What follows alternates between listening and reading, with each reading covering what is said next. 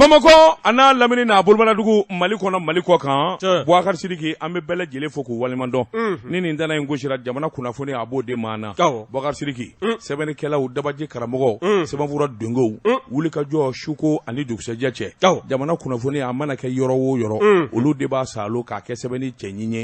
i k'a dɔn anw b'a lakali bamanankan na jamana den bɛɛ lajɛlen bɛ se k'a mɛn cogo min na Boubacar Sidiki k'a dɔn foli ani tanni ka kɛ ka ɲɛsin dɛmɛbaw ma ba ɲumankɛw minnu bɛ kɛ sababu ye baara in ka nɔgɔya an bolo kuranko jiko i k'a dɔn baarakɛlaw ka musakani dɛmɛbaw ani lapasabaw olu jɔlen don n'o ye Boubacar Sidiki n'olu ma dɛsɛ olu ma sɛgɛn lamɛnbaw fana na tɔnɔ sɔrɔ sabula i k'a dɔn an ka wulikajɔ ni cɛsiri dɔ bɛ fara galabu ka don o don waasa i k'a dɔn kunnafoni ɲuman ka sarada Mali kɔnɔ Mali kɔ kan Bamakɔ a n'a bolomadadugu kɛnyɛrɛ ye arajoso fɛn o fɛn bɛ yen n'o bɛ kɛ sababu ye k'a cari jamana kɔnɔ an ka foli bɛ ka ɲɛsin baarakɛɲɔgɔnw ma Boubacar Sidiki baara in de ka n'a zabajɛ in dɛ sɔgɔmada in na Suwa Kwɛlɛ Ahmed Jakite bolo b'o la e ni ne fila tɛnkunen bɛ ɲɔgɔn na ne Ahmed ye yamaruya di kɛ kunnafoni an b'an sɛbɛn kɔrɔ Suwa la a ka kɛ ten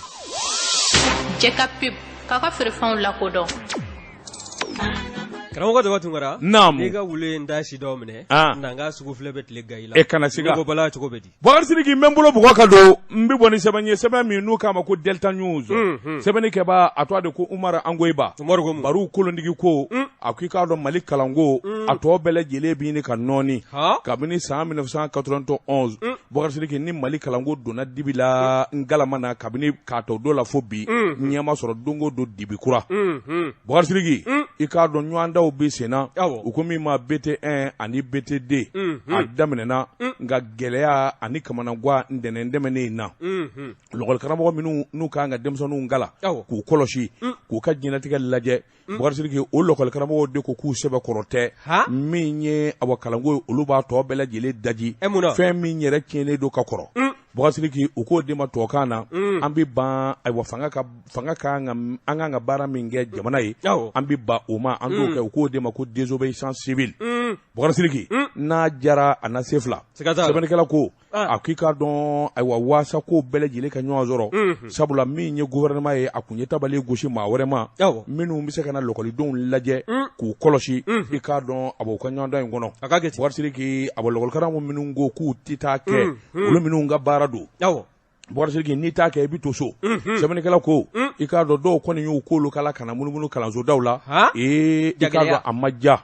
jagɛla min ma n'i bila o la Boubacar Sidiki i k'a dɔn gaz lacrymogène ni i k'a dɔn ani bolokuru o bɛɛ jagɛla in duga i la Sikaso Moti San sɔn kɛra ma a bɔ kɛra kalama polisiw kɔni kun dalen don ka lɔgɔliso bɛɛ lajɛlen koli ɲɔgɔndan bɛ kɛ yɔrɔ minnu na Boubacar Sidiki i k'a dɔn minnu kɔni dar'u k'olu kala yɔrɔ in na u ye ayiwa tasuma daw la sɛbɛnnikɛla ko kalanden 1666 ani 6 i k'a dɔn o de bɛ kilasi 1660 kɔnɔ i k'a dɔn centre o ye centre 110 ani 6 ye sɛbɛnnikɛla ko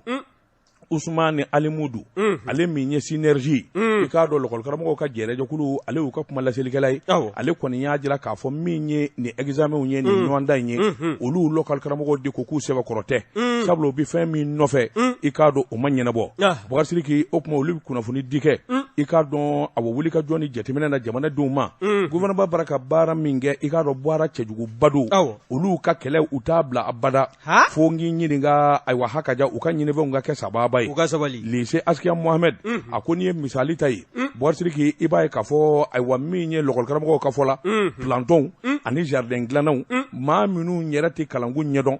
olu de taara ka taa examen ninnu lajɛ lɔgɔlidenw fɛ o kɔni b'a jira k'a fɔ ko tɔ bɛɛ lajɛlen nɔ na lɔgɔlikaramɔgɔ minnu ka baara don Boubacar Sidiki i k'a dɔn olu kɔni bolo bɔra bɛɛ lajɛlen na sɛbɛnnikɛla ko awa gɛlɛya kɔni dɔ farala ka Ousmane Alimudu ka fɔ la ka sababu kɛ olu kɔni kelen bɛ ka jalaki yɛrɛ de bin min ye ayiwa maa minnu taara kɔlɔsili kɛ n'o ye n k'i ɲininka sɔrɔdasiw ni polisiw ye u ye olu jalaki kosɛbɛ munna olu ye gazi filiw kan wa u ye maa caman minɛ u la fana ka to olu don kaso la u y'a jira k'a fɔ ba ɲumankɛ dɔw bɛ yen olu kɔni kelen bɛ ka wulikajɔ kɛ ka kuma min bɛ se ka to ko yin i k'a dɔn ɲɛ bɛ sɔrɔ a la lɔgɔlikaramɔgɔw ko an ka sigi ka kuma o bɛ kɛ fɔlɔ de fo k'a sɔrɔ u ka maa minnu minɛnen bɛ ka don kaso la fo olu ka bila n'olu ma bila olu tɛ se ka kuma caman kɔni minɛnen bɛ lɔgɔlikaramɔgɔ la k'u dɔ datugu Ɲɔrɔ Sikaso ani San karamɔgɔ dɔ tugura yani ka taa ɲɛ n'i ko k'i tɛ baara min kɛ minnu sɔnna kɛli ma mun bɛ ye olu ka kɛnɛ kan Bakari Sidiki jamana in kɔni ne kun deli ka so i bɛ minɛ wa jamana in kuma gɛlɛyara an ka taa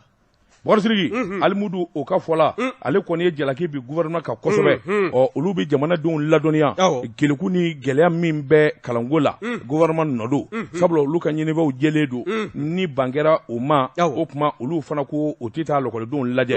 a mana tigɛ dɔw da la Bakari Sidiki i k'a dɔn jamana in maa kelen da tɛ i gouvernement wo i lɔkɔli karamɔgɔ i lɔkɔliden wo bɛɛ lajɛlen jɛ don n'a dun tiɲɛna a bi tiɲɛ bɛɛ lajɛlen ye Bakari Sidiki an bi donni minɛ ko bi min kɔni lɔkɔli karamɔgɔ ye u sɛbɛkɔrɔ dimina sɛbɛnnikɛla ko tɔ yɛrɛ bɛ yen ka sababu kɛ bagi ani defu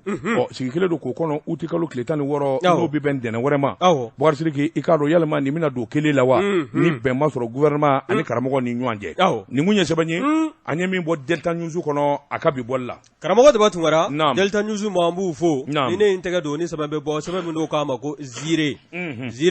maa min ka wuli ka jɔ ye nin o ye Usman Balo ye a ko min y'anw ka cɛmancɛ fanga bulon ɲɛmaa ye n'o ye Dr Sogɛl Kokala Mayiga ye e ko k'a ye bɔli min kɛ ka taa an ka jamana kɔnɔna na n'o bɛ tali kɛ Sikaso Buguni ka taa se Kucala ma ko taama in k'a kɛra tare ye ko bawo a ka taama in senfɛ min kun ye hakilina damadɔ kun bɛ a la minnu bɛ yen n'a kun bɛ fɛ k'o dankɛnɛmaya bawo a fɔlɔ o bɛ sinsin fɛn min kan o de ye anw ka cikɛlaw olu bɛ se ka lafiya sɔrɔ cogo min na o ka cikɛ sira fɛ taama a kun sinsin bɛ o kan o tɛmɛlen kɔfɛ min ye anw ka cɛmancɛ fanga ɲɛmaaw n'o y'a faamaw ye hakilina minnu b'u la ka ɲɛsin jamanadenw ma a ye ɲɛfɔli kɛ ka ɲɛsin o siratigiw fana na o fana bɔlen kɔ min ye jamanadenw ye o bɛ se ka don da kelen fɛ ka bɔ da kelen fɛ cogo min bɛn ni kelenya ka se ka sinsin o kɔni a ye o kɔrɔfɔw bɛɛ lajɛlen ta ni k'o sarada nin ye Dr Sogɛl Kokala Mayiga ka taama lajɛ i n'a fɔ n da tula la cogo min na min ye cikɛlaw ye kɛrɛnkɛrɛnnenya n'i y'a ta k'a lajɛ anw ka marabolo sabanan n'o ye Sikaso mara ye maa bɛ se k'a fɔ Fasiri Kɛba ka fɔ la k'o ye Mali yɛrɛ jiginɛ belebele ye cikɛ o fanga ka bon yen kosɛbɛ wa ko maaw u mako bɛ fɛn minnu na ni gɛlɛya minnu b'u dala cikɛ sira fɛ o gɛlɛyaw a ka se ka u lamɛn u k'u ka kɔrɔfɔw fɔ a ye a ka segin n'o ye waasa min ye fura ye o ka se ka sɔrɔ o la joona o kɛra a ka taama kunba dɔ ye wa a y'a jira fana k'a fɔ k'a taara i ɲɛ jɔ cakɛda minnu na n'o ye kɛnyɛrɛ ye faraforobaca kan i b'a ye k'a fɔ cakɛda minnu bɛ yen n'olu ka baara ye jiriden baarali ye n'o ye fruits et légumes nanzaraka fɔlɔw jumɛn na ko min kɔni capacité n'o ye a bɛ se ka jiriden hakɛ min ta o bɛ t'i jɔ fo tɔni 600 bɔɲɔgɔnko la wa ko n'i y'o kɔrɔfɔ fana ta ka lajɛ o maa ninnu k'u mako bɛ dɛmɛ na ka bɔ jamana ɲɛmaaw yɔrɔ wa cikɛlaw olu mako bɛ engrais fana na ka se ka u ka ci ni ka se k'a boloda ni a ye hali n'a sɔrɔla gouvernement a ye wuli ka jɔ kɛ min ye nɔgɔ ye ka kɔkɔrɔmadon n'o a bɛ wele nanzarakan na ko k'a subventionné o hakɛ min n'o taa mɛ ka taa jamana kɔnɔna na k'i b'a ye k'a fɔ k'a hakɛ k'a ka dɔgɔ kosɛbɛ ko dɔ ka fara a kan min bɛ se ka kɛ sababu ye bɛɛ lajɛlen ka se k'a sɔrɔ min ye cikɛ ye a mana kɛ ci mana kɛ fana nafa minnu b'a la bɛɛ lajɛlen ka se ka dɔ sɔrɔ o la wa sinsinna fɛn min kan o de ye anw ka jamana a bɛ se k'a to a kɔrɔ sɔrɔ cogo min na min ye kɔɔri cikɛli o siratigɛ kɔnɔna ye ha ka ja farafinna kɔnɔna na min ye kɛrɛnkɛrɛnnenya farafinna tilebinfɛbolo o fanfɛla ye min ye jamana faso Maliba ye a ka wuli k'i jɔ ni saraba ye o hakilinaw de bɛ jamana marabaaw la wa a jirala fana k'a fɔ min ye wulikajɔ caman ye o de ye hakilina minnu bɛ jamana marabaaw la n'o ye cɛmancɛ fanga ɲɛmaaw ye n'o de ye jamana ninkura ka se ka fiyɛ a la n'a bɛ wele ko refondation du Mali o taabolo ninnu tɛ taa ni jamanadenw hakilina ɲinini tɛ taama in k'u sinsin bɛ nin bɔlɔ damadɔ kan min ye Sogɛl Kokala Mayiga ye a y'a jira k'a fɔ a ye taama min kɛ ka ɲɛsin Buguni Sikaso fo ka taa se Kucala ma taama in k'a nimisi wasala bawo ani maa minnu ye ɲɔgɔn ye ani kɔrɔfɔ minnu bɛ a yɛrɛ bolo n'o kun ye ci sama ye ka ɲɛsin jamanadenw ma ye yenfan ninnu kɔnɔna na ko nin bɛɛ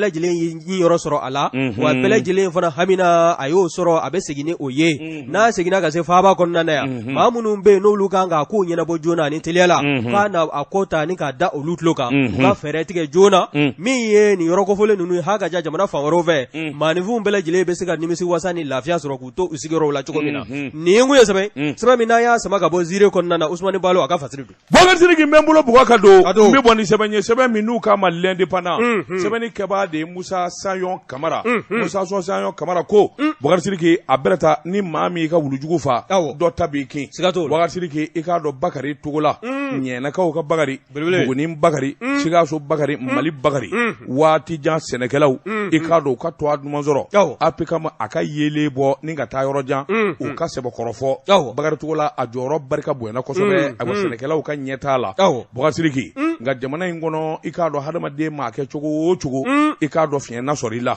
min ɲɛ Bakari Togola ye i k'a dɔn fiɲɛ min yera a la o kɔni kɛra wulikajɔ ani tamasiyɛn ye sabula sariyatigiw kun y'a kuru waati la kaso yɛrɛ a kun y'o kɛ a bilala de avril kalo tɛmɛnen na a bilalen Bouga Sidiki i k'a dɔn wulikajɔ kura ani a kuma kura k'a sɔrɔ a bɛɛ lajɛlen ŋunuŋunu ye maa ye Bouga Sidiki i k'a dɔn a ma kɛ o damanda de tugulen bɛ ɲɔgɔn na nin bɛɛ lajɛlen juguya kun ye mun ye ka ɲɛsin Bakari Togola ma sɛbɛnnikɛla ko Bakari Togola i k'a dɔn a ye waati jan kɛ kaso kɔnɔ Bouga Sidiki ani maa 11 a minɛna fɛn min nɔfɛ o ye kɔɔri sɛnɛnanw i k'a dɔn nafolomugu min n'o bilalen bɛ miliyari 9 a n'a kunkanfɛ i k'a dɔn awa min ye sɛnɛkɛlaw ka ɲɛmaa kɔrɔ Bakari Togola i k'a dɔn jalaki de binnen kun don a kan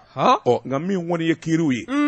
ani wulikajɔ caman kɛra lafiya bɔda yɛrɛ dira Bakari ma avril kalo tɛmɛnen na tile fila in na i k'a dɔn kuma wɛrɛ bɛɛ o dunun bara k'a fɔ fa bɛɛ lajɛlen la Bakari Togola i k'a dɔn k'a fɔ k'a welela kiiritigɛlaw fɛ ko wari wɛrɛ tununnen bɛ miliyari 18 k'a bi wele ka taa ɲininko la ni Ala ma jan kɛ a taatɔ filɛ kaso la sɛbɛnnikɛla ko min ye ɲa tɛmɛdɔ ye walima a bɔtɔ kun don pôle économique la i k'a dɔn u y'a wele nin damanda de kelen bɛ ka ɲɔgɔn sɔrɔ maa si den kelen tɛ ka tiɲɛfin ɲɛna k'a fɔ Bakari Togola a welela min na sɛbɛnnikɛlaw ko kuma tiɲɛ yɛrɛ ka se ka dɔn Bakari Togola i k'a dɔn kɛn yɛrɛ arajoso dɔw bɛ a kuman'o kan min kɛ i k'a dɔn olu kɔni y'a ɲininka Bakari Togola i k'a dɔn i welelen don bɔgɔ jeninen kan pôle économique la tuguni ko miliyari 18 k'o b'i nɔ na ɲɛnakaw ka den min ye Bakari ye a ko nin ye kuma wɛrɛ ye ka sababu kɛ mun ye ale welela pôle économique la wele kun tɛ dɔwɛrɛ ye i k'a dɔn kiiri min n'o kɛra n'ale yɛrɛ kun datugulen don u maa 11 u welela de ka t'o bolonɔ bila sɛbɛn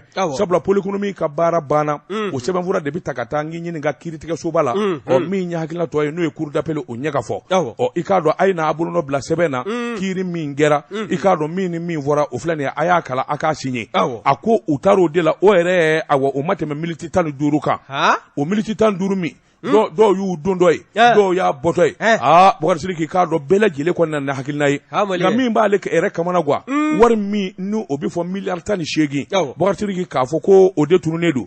i k'a dɔn ale bɛ kaso la miliyari 18 kuma min bɛ fɔ o y'a sɔrɔ ale bɛ kaso la o wari yɛrɛ kun ma sara olu ye fɔlɔ sabula CMDT de kun kan k'o wari sara janko k'a fɔ k'o wari ka dun maa min bɛ kaso la i bɛ se ka miliyari 18 dun cogo di a ko i k'a dɔn nin ye juguya ye nin juguya kuma ninnu n'a damanda i k'a dɔn a b'a dɔn jamana in ye jamana kulu kelen ye ale b'a faso fɛ ala ale da sɛnɛ kama a ye to a sɔrɔ sɛnɛ in na wa nin ko kelen in fana a y'a di Alahu Taala ma o kuma a bɛ tɛmɛ n'a ka baara ye ka sababu kɛ hadamaden maa kɛ cogo o cogo Bouga Sidiki i k'a dɔn ayiwa i ɲɔrɔ kuma ye min ye i ti fili o ma abada a ko n'o tɛ an bɛ don minɛ ko bi miliyari 18 ko kuma min bɛ fɔ k'ale welelo la ka sɔrɔ tiɲɛ tɛ a taara bolonɔ bila sɛbɛnkɛ de kɛ ayiwa min b'a to k'o bɛ ɲɛnabɔ o miliyari 18 u k'o de ma fond de soutien i k'a dɔn kɔɔri sɛnɛnanw olu ka dɛmɛ wari don a wari in bilalen don BMSA la a ko i k'a dɔn ayiwa ale bɛ don kaso la tuma min o y'a sɔrɔ wari in yɛrɛ ma sara fɔlɔ banque la janko wari in ka ta k'a dun ni wari saralen kɛra ale kɔfɛ ale b'o dun cogo di k'a to ayiwa kaso la a ko i k'a dɔn nin ye kuma wɛrɛ ye a ko an bɛ don min na ko bi nin kuma caman ani ni hakilina caman min dalen bɛ diɲɛ maa fɛ i k'a dɔn ale Bakari Togola k'a sɛgɛrɛ a ko i k'a dɔn ayiwa ala de bɛ k'o tiɲɛ dɔn nka a mana tigɛ da o da la fo a ka dɔn de k'a fɔ ale ye jamana in den ye a ka dɔn de k'a fɔ ale ye sɛnɛkɛlaw ka ɲɛmaaya kɛ a ye baara minnu kɛ jamana densɛbɛ bɛɛ lajɛlen b'a dɔn wulikajɔ min kɛra a fɛ a ko bɛɛ lajɛlen b'a dɔn i k'a dɔn ma fɛn min ye i k'a dɔn fɛn min bɛ k'a fɔ n y'a don dɔ ye yan n y'a bɔtɔ ye a tɛna kɛ nin wariko in don a ko i k'a dɔn damanda bɛ na ni gɛlɛya caman ye n'o tɛ wariko kuma min bɛ fɔ a sɛbɛntiya ni a ko fɛsɛfɛsɛ cogo a bɛɛ lajɛlen sɛbɛnfuraw bɛ yen i k'a dɔn n'a ka di maa min ye hakili ɲuman na i bɛ se k'a ko bɛɛ lajɛlen sɔrɔ a ko n'o tɛ sɛnɛkɛlaw ka wariko kuma minnu bɛ fɔ i k'a dɔn kiiri kuma ale tɛna n'o ta k'o fɔ arajotigiw ye min ni min fɔra a tɛna n'o ta k'o fɔ arajotigiw ye nka min kɔni jɛlen don nin min fɔlen filɛ nin ye a ka faamuya kanubaw ni lafasabaw fɛ ale Bakari Togola a ma wele miliyari 18 nɔfɛ u taara de ka taa bolonɔ bila sɛbɛnkɛ ka taa wariko kuma min fɔ ale t'o kalama a ma ɲininko la o ma fɔ a ye nin n'a kɛ maa wɛrɛ ka kuma ye ɔ senkɔrɔjugu i k'a dɔn o ti suna o t'i to yen abada min ye ayiwa n k'i ɲininka ayiwa Boubacar Sidiki min ye Bakari ɲɛnakaw ka Bakari i tɔgɔma y'a jira k'a fɔ a ka ja nin wulikajɔ ni nin cɛsiriw baaraw bɛ kɛ kɛcogo min na olu ko donnen don a sɛbɛnfura bɛɛ lajɛlen jɛlen don o tuma ale dat'o la a ma ɲininko la nka a mana tigɛ o da da la a ko na ɲɛdɔn nin kun ye sɛbɛn ye an ye min bɔ l'indépendant kɔnɔ a ka bi bɔli la karamɔgɔ de b'a tunkara ni ne n tɛgɛ don ni sɛbɛn bɛ bɔ sɛbɛn min don k'a ma ko le wagadu a kuma bɛ fɛn min ka o de ye Buguni gouverneur la ko o kɔni o ni jɔli k'a ka kan koyi bon nafolomugu min bɛna taga don a ko da fɛ n'a bɛ bɔ anw yɛrɛ ka wagandeba kɔnɔna na a bɛ t'i jɔ se fɔ wari miliyari 5 bɔɲɔgɔnko la o ni ye kɔrɔfɔ in lajɛ kɛnɛ in ka se ka taa yɔrɔ in kabaden fɔlɔ ni k'a da o kɔni a ɲɛmaya kun t'a mɛn ka di an ka ministre de l'administration territoriale ma ani décentralisation n'o ye colonel Abdoulaye Mayiga ye baara ninnu a bɛɛ lajɛlen bɔla ka kɛ août kalo tile 5 tɛmɛlen san 2021 wa n'i ye kɔrɔfɔ in lajɛ kɛnɛ in kɔnɔ maaba caman tun bɛ yen wa a jirala fana k'a fɔ min ye nin hakilina ye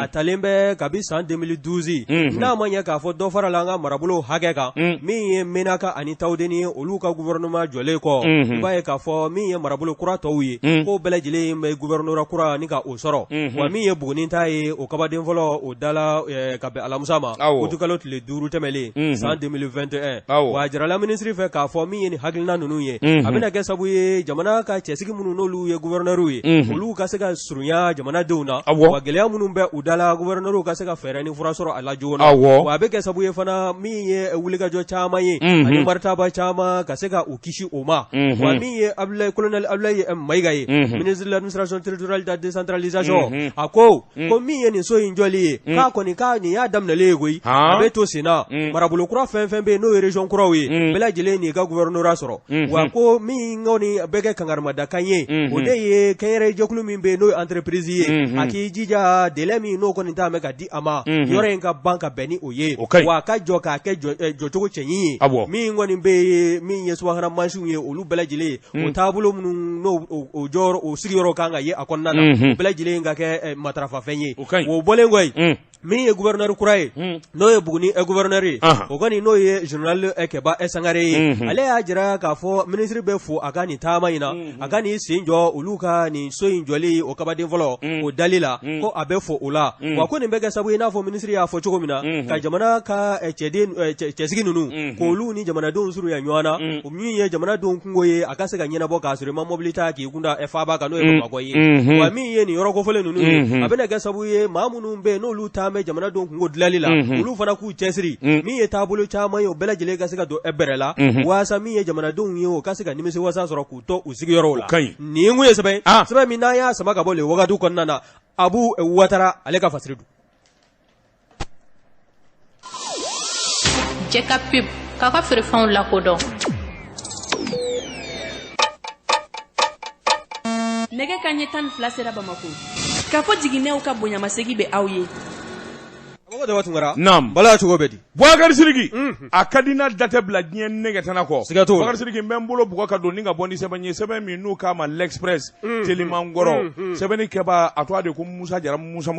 Nabila Musa Tuama ko a k'i k'a dɔn Société du patrimoine ferroviaire du Mali u k'a ma ko Sopafer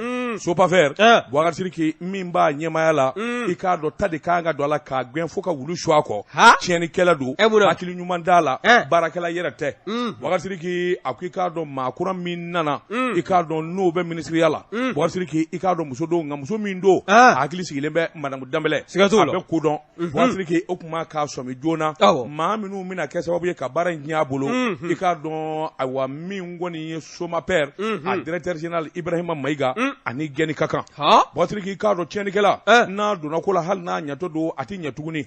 min ye Choguel Kokala Mayiga ka nin gouvernement in Boubacar Sidiki u bɛ cɛmancɛ fanga de kɔnɔ o cɛmancɛ fanga cakɛda minnu bɛ yen ni maanifin tɔɲɔnen bɛ walima a ka di jamanadenw ye Boubacar Sidiki o cakɛdaw olu k'an ka matarafa joona min kɔni ye Somaper n'o ye Tɛnɛsira ye directeur général min bɛ yen i k'a dɔn n'o ye Ibrahima Mayiga ye Boubacar Sidiki nin ye maa kɔnɔsu kolenba ye sɛbɛnnikɛla ko a ye adamaden jigi ban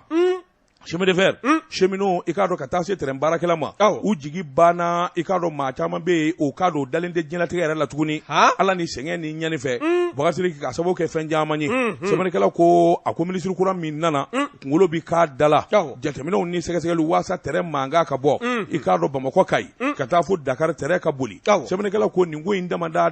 a bi gɛlɛ kosɛbɛ ka nin jɛ in don ɲɛmaaya la directeur Ibrahima Mayiga a ko i k'a dɔn terrain bolilaw Bakari k'a fɔra u ka sigi i bɛ ka tile ma jaw lafiyewu maa dama min fara ani dusukasi maa dama min fa walima dama min dara ɲɛfɛ minnu ka du cira o de ka ca Bakari k'i n'a fɔra i ka adamadenya bɛɛ kɛ baara la a fɔra dun i k'i sigi i k'a dɔn i ka nafolo bɛ jamana kun jamana bɛ n'i ka wari sara dɛsɛ kɛra k'o sara waati kɛra $350 ani $50 sefa wari Bakari k'i i k'a dɔn san o san o de kan ka ta ka di chemin de fer baarakɛlaw ma nka directeur général min bɛ yen wari in yɛrɛ min b'ale bolo a bɛ kɛ mun ye de cheminot niyɔrɔ Bakari k'i a bɛ kɛ mun ye kɔngɔ bi dɔw la Bakari k'i i k'a dɔn ala ni a wa nafolo sɔrɔbaliya a ko a wa directeur général min ye Ibrahima Mayiga ye a damɛ ni nafolomugu in ka nbugɛ nkalon ni namara don o don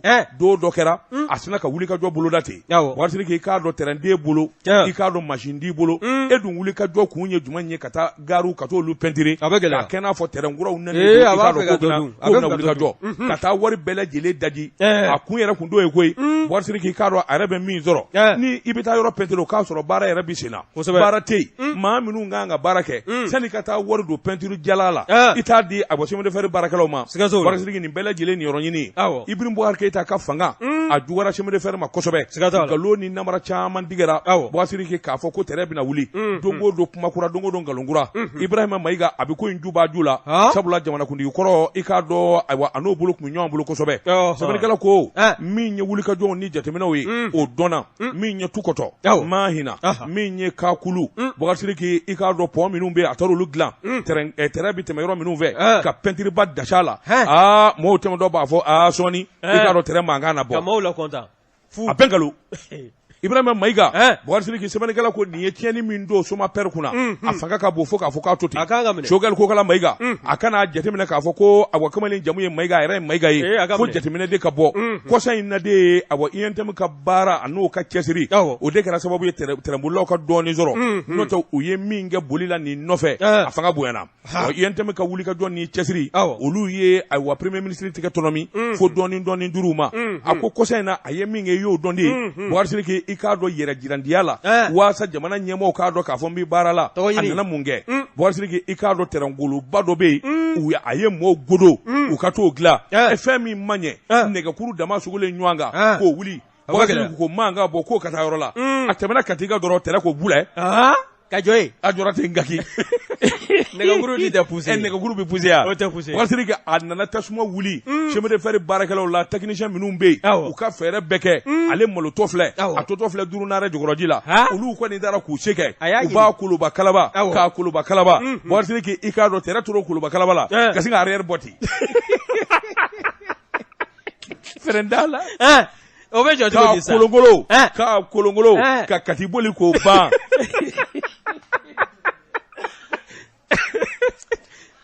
u bɛ kula nɔfɛ dɔrɔn a ye sira bila Bakari ka na mototigi dɔ dasi Bamakɔ mairie ba in yɔrɔ la Bakari a ye tiɲɛni min ko nin jɛ in kɔni gɛni dama nin kan ka fa de koyi ne yɛrɛ hɛrɛ ya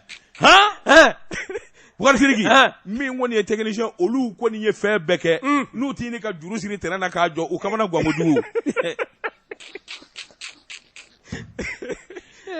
ala Mali kaduru ye ma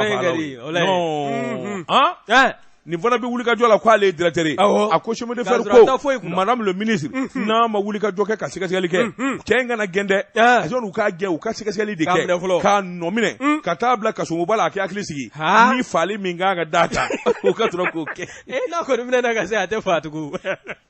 terrain jɔlen k'u k'o dilan terrain sina ka i kɔsɔrɔma bɔ ten k'a gosi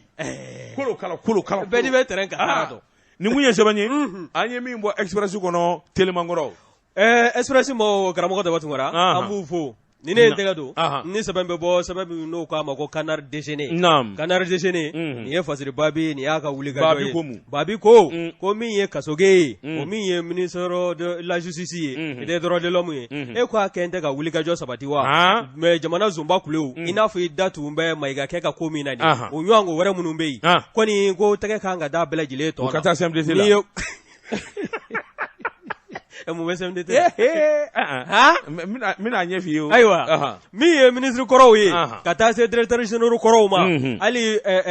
général koro ani officier supérieur koro nunu député koro ni mbele jele o fukata se ho fonctionnaire ma fe ngoni be ko da dona jamana maralila ko na fulo ka temeni ga bloga wali ma al nasr lema na fulo mna ikoni I dombe na fulo nunu tunila mbele jele me na wele soni bawo mi ye kasoge aya jira ka fo mi ye wuliga jo no ma sabati be dungo juguya o nyonyembe onga jamana konnana wa dungo juguya na makele al ni waridla izini ne o bla fazo maliba konnana malde do be ulut na heraso o akeme sabuye mi ye dungo juguya o nyonya ko jugu to ko ni mega ma to ke danga de ko na boga hagetu mi ye wuliga joye o ko ni sabati ledu wa kele sabuye jamana mi ye miliyar kele na kunga ve o ko ni ode tara fulufulu fe atayro mado wa ni ye o nafulo taka laje faziri babi ga fola aya jira ga fogo nafulo no bela jele gun fara la nyoanga abeke sabuye ka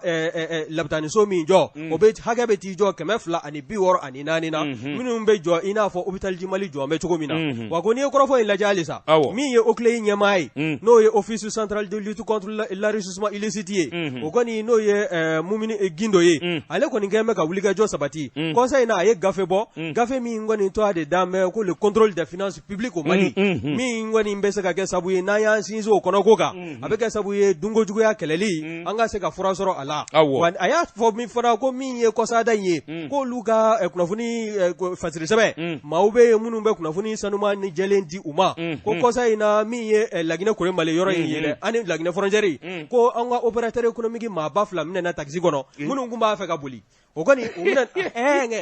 olu mine na ka siginu ye bawo ugun joroledo na soro la ubliga jo mi ni doli mi ngeme manivu tula no ye wari nafulu ngana muno ye jamana nafulu mamunu ndamba ka ni ga bulo flala du olu mine li ogoni bulo daledo jawkala flami mbola u to be ya o to ma fo de ya ala o kanu di anga gongolo soro kuna o te ma mo ne fo ne ka gongoli ni nya sigigun wallahi ba ko wo barala aywa o man ne ga mi tegela wa ta jedo ante ga minedo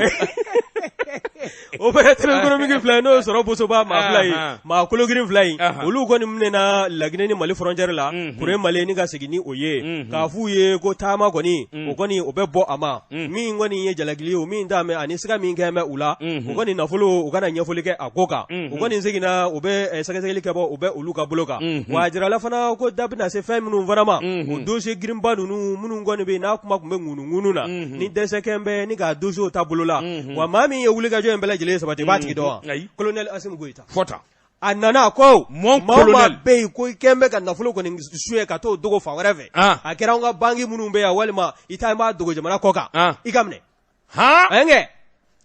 Asim na do fa we wa kwa be na do dossier munu ndula iklomajo o dossier de ni ko bureau du procureur abena wuliga joke no ye procureur en charge du police économique et financier abena nyeshi fami ma dungo jugu ya mi no o tege woni shimbe INPS ma dabena se o ma wuliga jobe na kei munu mbe no lu kembe na fulu ngana mu no furuba na fulu tege ka daw bele jile kunjala klingili mi ye marché des engrais frelaté mi ngoni ngala sabu ye ni ga bogar docteur bogar tereta ni ga kosi ama o koni dabena se o fanama ma munu mbe no lu dabo ko nunu la movie semde te kola ima fani he atobe mina je aywa mi ye angara frelate ko e wuli ga jobe na ke ko na fulu ni ga onno bo équipement militaire o munu zana ma munu tume wati la na fulu munu kununo wati o bela jile kunumba ku na fulu nunu na fono wa mi ye onga la sigide so munu no lu fle ne ko diwari jamana ka kata se Burkina Faso ma ani Cameroon ani Italy ma munu be no lu kala sabuye ka onga na fulu ni ga ngana mu ambassade nunu konnana ni bela jile be wele Allah zuru be se ga lafia bola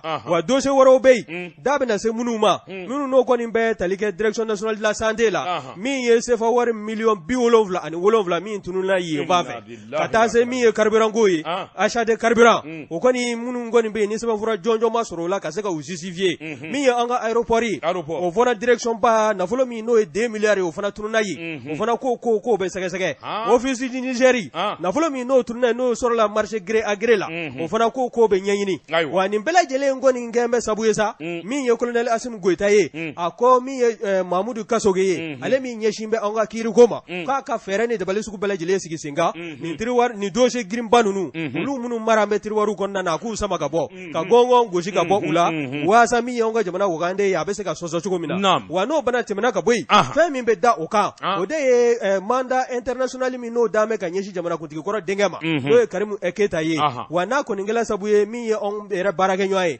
Birama Touré o min tunu nani tunu chuko maddo ala na sumo goni be kamana gana alisa goni ngeme ka jira min ye Birama ye ka kela chuko mina wale ma shudo mange fami ve o nye ka nyini wa fana temelengo o Birama Touré ko ka feri o fana juru le baye ka fo min ye ese nyema koroy General Musa Ejawara wele me ni ka nyini nga o fana bolengo min ye tabulo chama woro ye min politique mo bo udula o ko nunu bela jile ko ka nyini min ye onga meri baye adama sangare o fana mine me ni ka Allah sago kasola e kokora ko ni ngona ko dojo bala ka nyini ka nyeshi alema min ye meri mi no be safo katase aka adjoema kati meri katase adjoema nunuma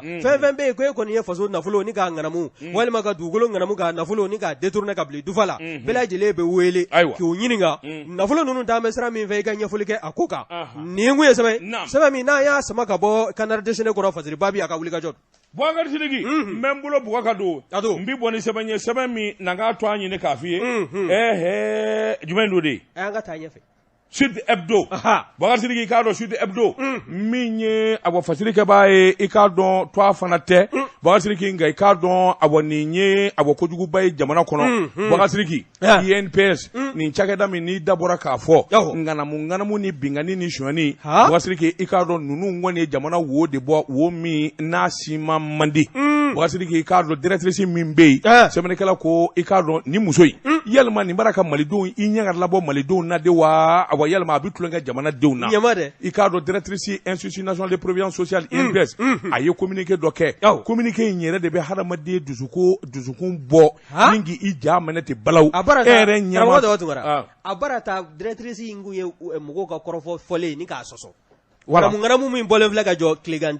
chekuzela akoko ay ko kuma mun bala ka foko kalo bala ka daga service ni galo bi daga ayre dade afo ko directrice de communiquer ke ko minye aleka ay wa barakela do be agent do be kadiri do be nyedo ka do bokara kalama ka fo shwani ni abo bingani bo siriku ubola bi wati jamo INPS la wa wori minu ngasa bi fola o ka bo hakilima emsi ka kenya mai chugodi ni nyua na shwani bike bo siriki na so la ininu ti jela na so la ini ite so nunu ininu ti jela bo siriki ite fendon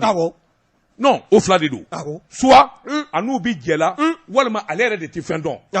emsi ka ken ni wuli shwani bali bike chakeda kono tuwo ke ti bo kala bamugu kulebe tunuti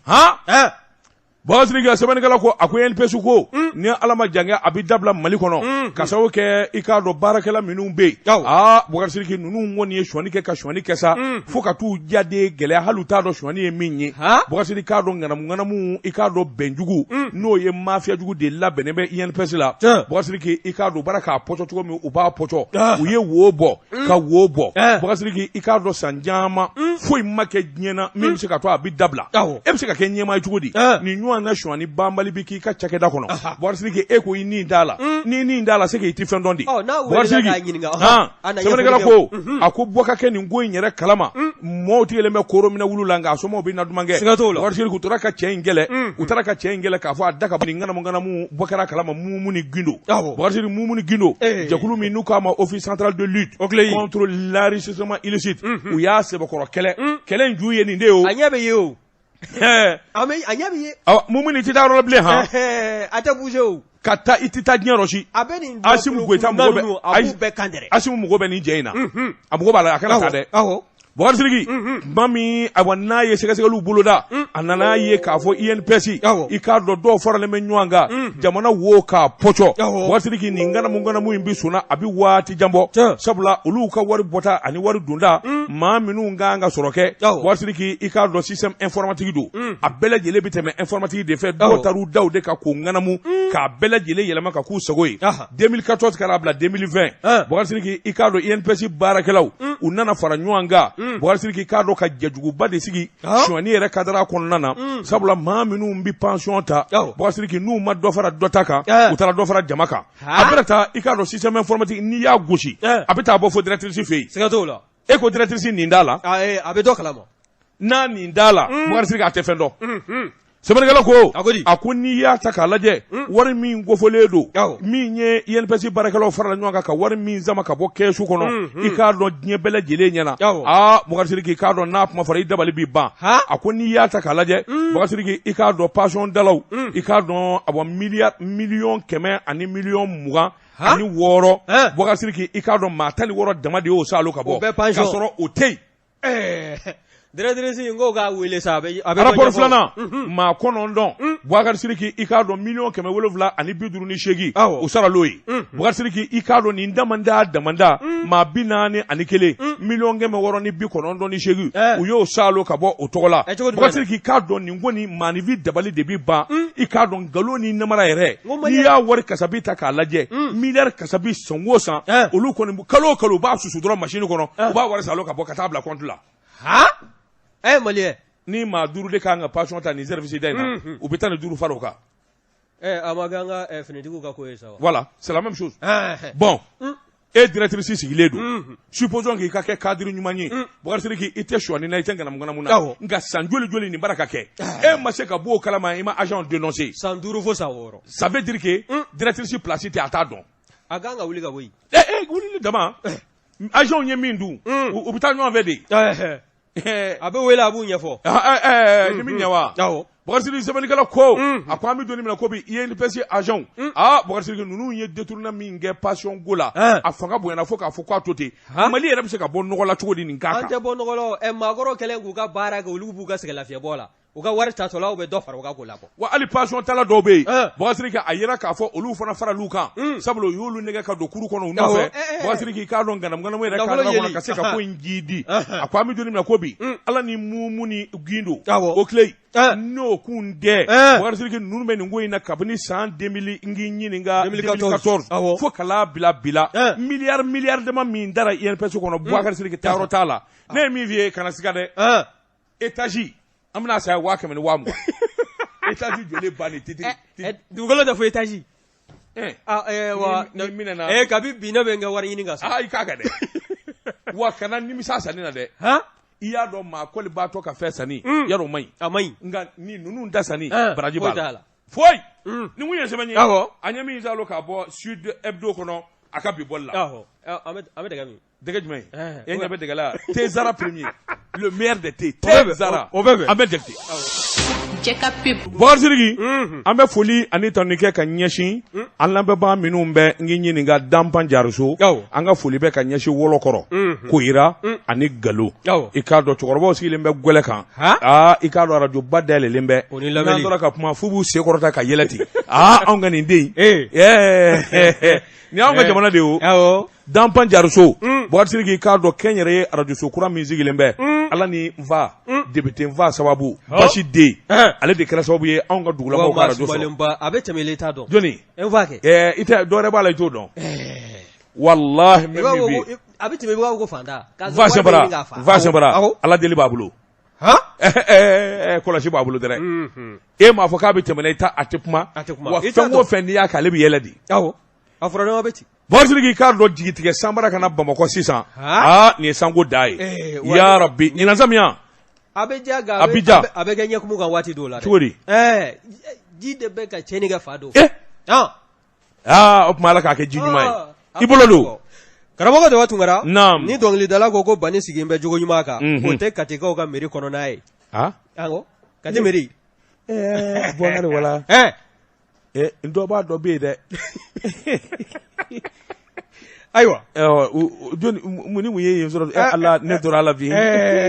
dungo juguya dugukolo ŋanamu nafolo ka suɲɛ k'a bila dufa kɔnɔ ka benja farida n'a ye o de kɛla sabu ye min ye u ka mɛrɛba ye ni o ye dɔgɔnɔkɛ ye n'o ye yɔrɔ wɔlɔkɛ min ye ka taa se a ka dangan damadɔ ma yɔrɔ in kɔrɔkɛ de koyi ninnu bɛɛ lajɛlen kɛ mɛ k'u kɔsɛbɛ ka ti fɛ kasoba kɔnɔ awɔ ala Fazirikeba ni o ye JVM ye JVM ko kati mairie kɔnɔna na bi ko n'a sɔrɔla mairie na ka o de ye jamana maa minnu n'olu sigin bɛ mairie ninnu sigin bɛ sigida minnu kɔnɔna na ko n'i y'a ta k'a lajɛ i b'a ye k'a fɔ min ye mairie a kan ka maa minnu a sigin bɛ sigida minnu na a kan k'olu de dusu salo k'u ka hakilinaw caman bɛ yen ni k'o ɲɛnabɔ dugukolo ko bɛ o la n bɛ taa n ka sɛbɛnfura ɲini mairie la o bɛ o la sɛbɛnfura dɔw yɛrɛ bɛ o tɛ sɔrɔ fewu n'i ma tɛmɛ mairie maaw fɛ bɛɛ lajɛlen kɔni nin bɛɛ lajɛlen don bɛ ngalama na ala ni yɔrɔ wɔlɔgɛmu a n'a ka adjoint fɛ n'i y'a ta k'a lajɛ a bɛ waati jan bɔ sigakun kɛmɛ nin na koyi kɔrɔfɔw bɔla ka bin ka t'i sigibaw fɛ k'a fɔ ŋanamu da kelen o kɔni o ɲɔ ɲɛ bɛ ka t'i mairie kɔnɔna na min ye yɔrɔ wɔlɔgɛmu ye a n'a nɔfɛmaw k'o kɛ nin kɛmɛ ka ngɛlɛnkɛ kɔni da foroba nafolo la o b'a la k'a dun cogo min ka di o ye dugukolow bɛ feere sɛbɛnfura lankolonw bɛ dilan a la min ye nafolow ye o bɛ kunu ka sɛbɛnfura kuntanw dilan ni ka se k'a fɔ n'a ɲɛfɔli k'a ko kan nin bɛɛ lajɛlen damanda faralen ɲɔgɔn kan o de kɛla sabu ye sa wuli ka kɛ u nɔfɛ min ye pôle économique financier procureur ye o bolofara min bɛ Kati o kɔni ye sɛgɛsɛgɛli ta ni ka a wagante ko ni k'a sɛgɛsɛgɛ sɛgɛsɛgɛliw bolodalen kɔ i b'a ye k'a fɔ min ye fɛn bɔtala kɛ ni min ye nafolobabugu kule o de tununa min ye yɔrɔ wɔlɔgɛmu ye ale fɔlɔ bi welela ni ka taa ɲininka a n'a ka adjoint fila min ye ka bɛn juillet kalo tile 4 ma san 2021 i b'a ye k'a fɔ min ye URD yɔrɔ wɔlɔgɛmu ye ale welela ka fara a ka adjoint Buye Jalo kan ani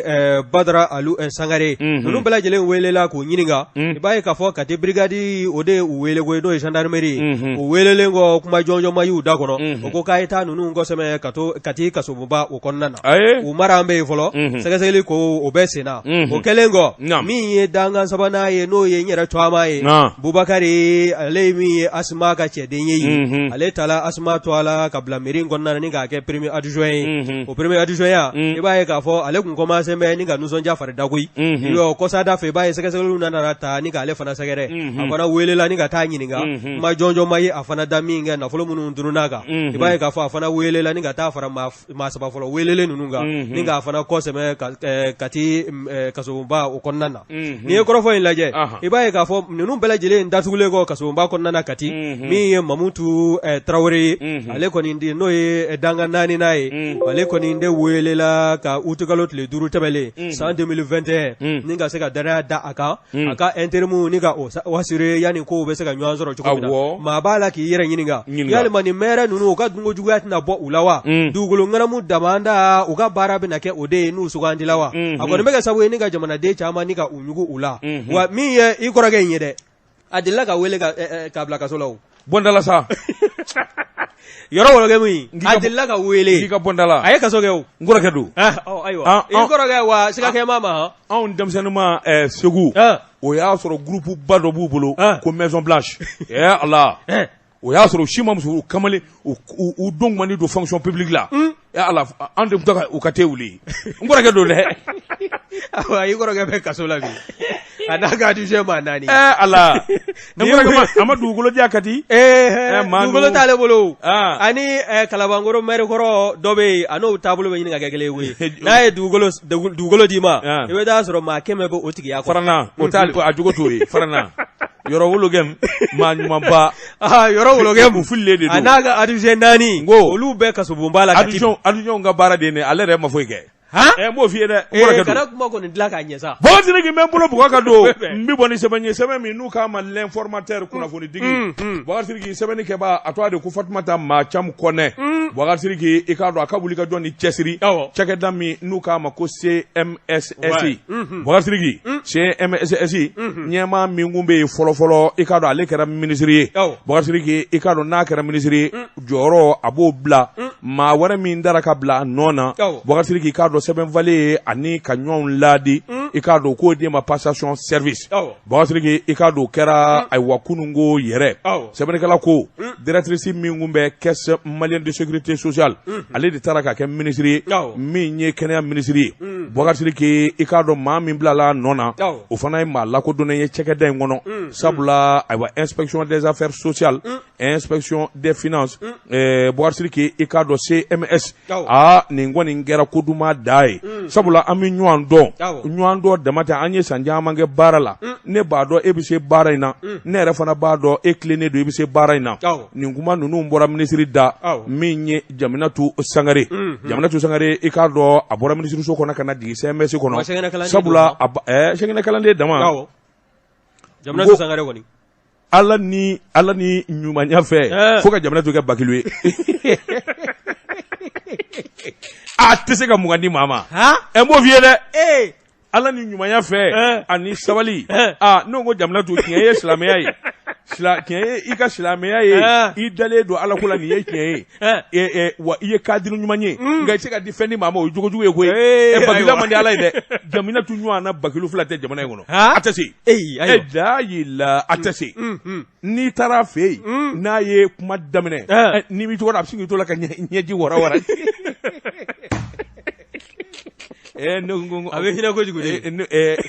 ye tiɲɛ k'i tɛ ka fɛn di maa ma fana o tɔ tɛ bakilu ye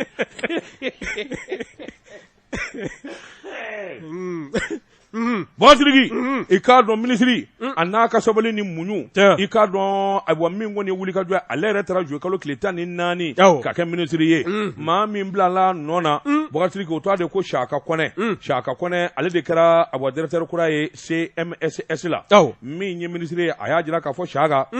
i k'a dɔn Saka ye maa kalannenba ye baarakɛla don a n'ale yɛrɛ jɛra baara la cakɛda in na i k'a dɔn Saka ka hadamadenya a n'a ka tilennenya i k'a dɔn jɔnwala o fana jɛlen don ale dalen don a la k'a fɔ ayiwa yɔrɔ in tɛna kɛ fala ye sabula ale b'i ko don CMS la nka kalifara min ma n'o ye Saka Kɔnɛ ye a ko i k'a dɔn o fana ye ayiwa maa ye min cɛsirilen bɛ kosɛbɛ o tuma a dalen don a la dɛngɛnyanen don n'a ye k'a fɔ Saka bilalen bɛ baara min na a bɛ se ka baara in sɛbɛkɔrɔ fa o tɛmɛnen kɔfɛ Saka fana y'a jira k'a fɔ a dalen don minisiri la minisiri in de tun y'olu fana ka ɲɛmaa ye u jɛra san joli baara la tigɛlama deli don ni ɲɔgɔn cɛ i k'a dɔn danaya ani wulikajɔ ni ayiwa cɛsiri o tuma ale yɛrɛ dalen don a la fana minisiri bilala ayiwa ca min kunna n'o ye ayiwa dɔgɔtɔrɔw ka minisiri ye a dalen don a la k'a dɛngɛnɛ n'a ye k'a fɔ a bɛ se ka baara in dafa ka sababu kɛ ayiwa dɔnniya ani galabu min bɛ muso in na o tuma u fila bɛɛ lajɛlen jɛra ka dugawu kɛ ɲɔgɔn ye dugawu min ni o ye baarakura min kalifaliw ma ayiwa a ko bɛ se ka ɲɛ cogo min na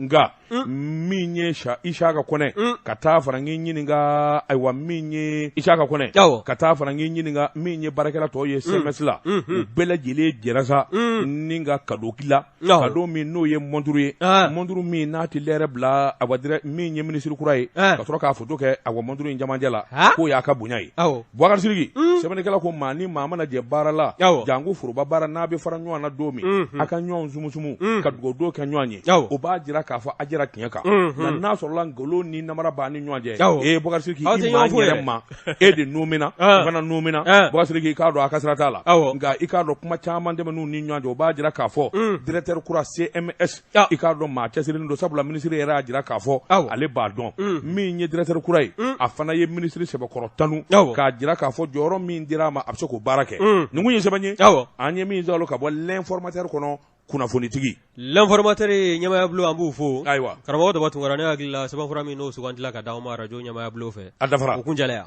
Bakari Sidiki k'a dɔn bi ta kɔni an b'a bila yan anw b'an kɔ kɛ nakɔ kɔlɔni kɔ ye